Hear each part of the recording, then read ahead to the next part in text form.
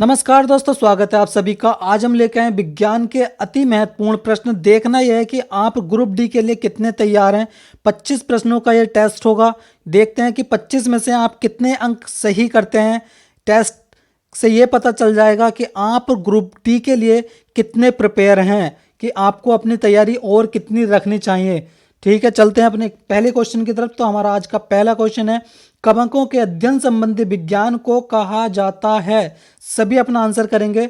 बहुत most important question है पहला क्वेश्चन, कवकों के अध्ययन संबंधी विज्ञान को कहा जाता है। तो सभी अपना आंसर मिलाएंगे, सभी अपना आंसर मिलाएंगे। आपका आंसर हो जाएगा ऑप्शन नंबर सी, माइकोलॉजी। ठीक है, सभी का आंसर ठीक होगा, उम्मीद करते हैं। चलते हैं अगले प्रश्न पर।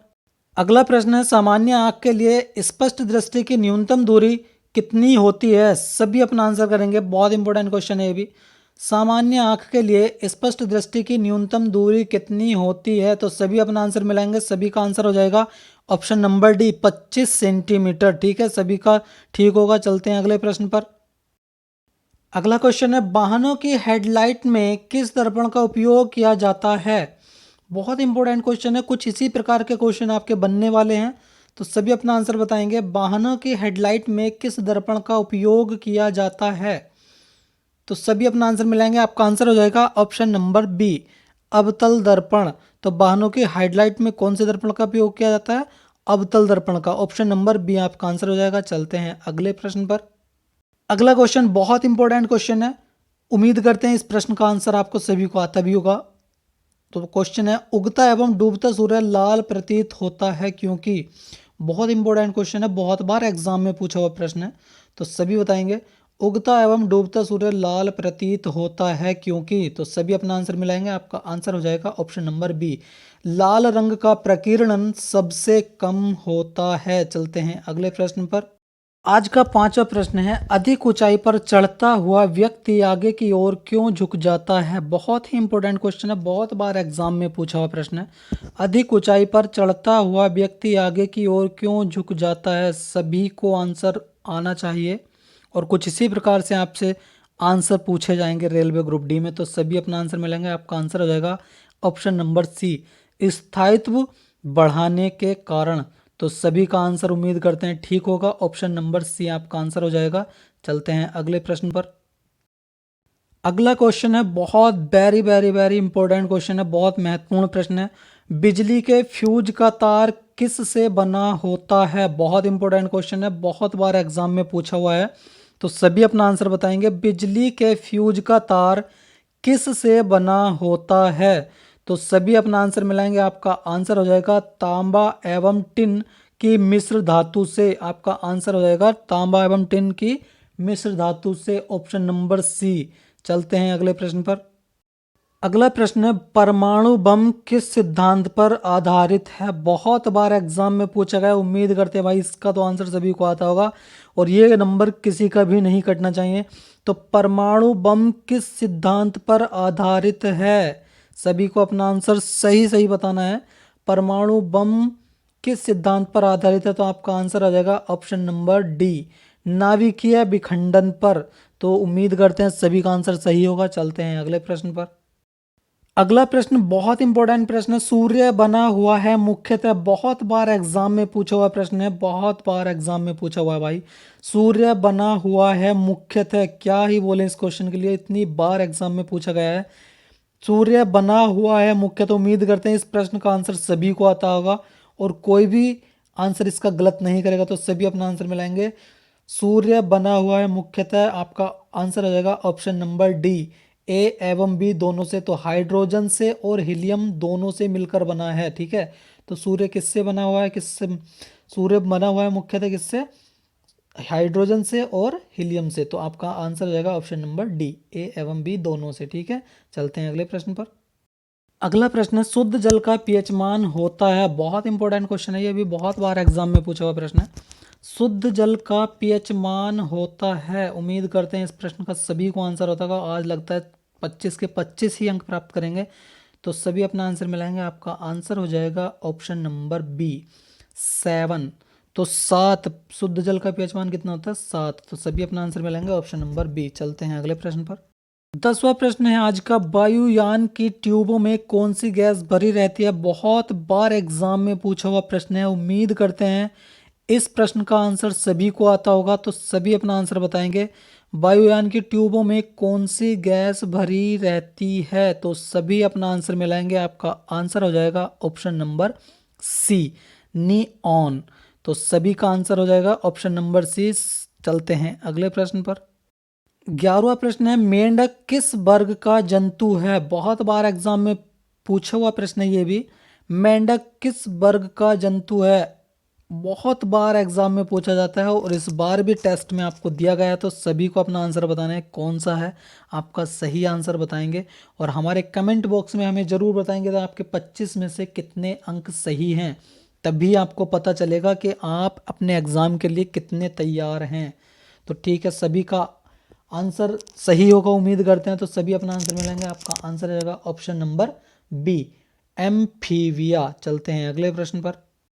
अगला प्रश्न है, विश्व का सबसे छोटा पक्षी है? आज तो भाई 25 में से 25 लेके ही जाएंगे, क्योंकि इतने आसान क्वेश्चन चल रहे हैं और इतने इंपॉर्टेंट क्वेश्चन चल रहे हैं, तो सभी अपना आंसर बताएंगे। और उम्मीद करते हैं बहुत लोगों ने तो देखते हो आज का आंसर लगा भी दिया होगा, तो सभी बताएंगे विश्व का सबसे छोटा पक्षी है। तो सभी अपना आंसर मिलाएंगे, सभी का आंसर उम्मीद करते हैं ठीक भी होगा। तो आपका आंसर हो जाएगा option number C, hummingbird. तो विश्व का सबसे छोटा पक्षी कौन सा होता है? Humming bird. ठीक है, चलते हैं अगले प्रश्न पर। अगला प्रश्न है, रक्त किस प्रकार का ऊतक है? उम्मीद करते हैं इस प्रश्न का आंसर भी सभी को आता होगा, बहुत ही आसान प्रश्न है ये भी। रक्त किस प्रकार का ऊतक है? एग्जाम में कुछ प्रश्न आपके हल्के आते हैं, कुछ प्रश्न आपके थोड़े टफ आते हैं, तो ठीक है सभी अपना आंसर मिलाएंगे। आपका आंसर हो जाएगा ऑप्शन नंबर बी, संयोजी। तो रक्त किस प्रकार का ऊतक है? संयोजी। ठीक है, सभी का आंसर ठीक होगा। चलते हैं अगले प्रश्न पर।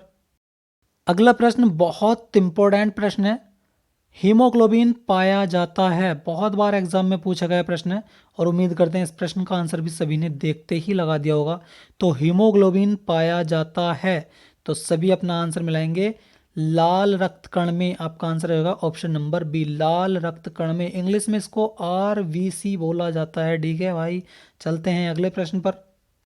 15 प्रश्न, भोजन में उपस्थित शर्करा को माल्टोज में बदलता है? बहुत इंपॉर्टेंट प्रश्न है, बहुत बार एग्जाम में पूछा हुआ प्रश्न है, बहुत बार एग्जाम में आ चुका है यह प्रश्न। भोजन में उपस्थित शर्करा को माल्टोज में बदलता है, तो सभी का आंसर ठीक होना चाहिए इसका, तो सभी अपना आंसर मिलाएंगे। आपका आंसर हो जाएगा ऑप्शन नंबर ए, टायलिन। तो भोजन में उपस्थित शर्करा को माल्टोज में कौन बदलता है? टायलिन। तो सभी का आंसर ठीक होगा। चलते हैं अगले प्रश्न पर। अगला प्रश्न है, सजीव एवं निर्जीव के बीच की कड़ी को कहा जाता है? बहुत बार एग्जाम में पूछा हुआ प्रश्न है ये, तो बहुत ही बार आ चुका है। सजीव एवं निर्जीव के बीच की कड़ी को कहा जाता है, तो उम्मीद करते हैं इस प्रश्न का सभी को आंसर आता होगा। नहीं आता है तो सभी अपना आंसर मिलाएंगे। आपका आंसर हो जाएगा ऑप्शन नंबर बी, वायरस। तो सजीव एवं निर्जीव के बीच की कड़ी को क्या कहा जाता है? वायरस। तो ठीक है, सभी चलते हैं अपने प्रश्न की तरफ। अगला प्रश्न है, आकाश में तारे टिमटिमाते क्यों दिखते हैं? या आकाश में तारे टिमटिमाते क्यों दिखाई देते हैं? बहुत बार एग्जाम में पूछा हुआ प्रश्न है, मुझे इस प्रश्न के बारे में ज़्यादा बताने की ज़रूरत नहीं है, सभी को पता होगा, बहुत इंपॉर्टेंट प्रश्न है। तो सभी अपना आंसर बताएंगे, आकाश में तारे टिमटिमाते क्यों दिखते हैं? तो सभी अपना आंसर मिलाएंगे। आपका आंसर हो जाएगा ऑप्शन नंबर ए, प्रकाश के अपवर्तन के कारण। तो आकाश में तारे क्यों टिमटिमाते दिखते हैं?